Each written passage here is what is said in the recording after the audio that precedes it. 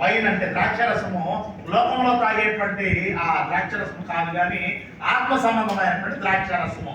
I'll not explain the holy wine, but I'd like to explain the spiritual wine.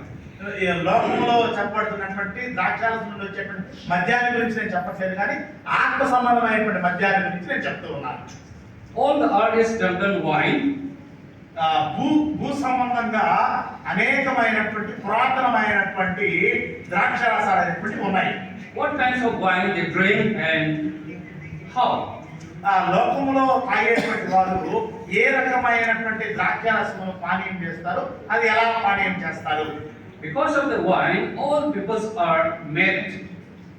అనేక మంది ఈరోజు పిచ్చి పట్టినటువంటి వారిగా ఎందుకు ప్రవర్తిస్తున్నారంటే మద్యపానం వలన.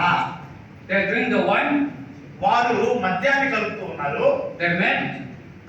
వారు పిచ్చివారిగా తయారవుతున్నారు. They don't know what the revealed word of God. దేవుని యొక్క వాక్యములో దేవుని యొక్క చిత్తాన్ని తెలియకుండానే వారు మద్యపానాసక్తులుగా ఉన్నారు. Let's see some verses. కొన్ని వచనాలను మనం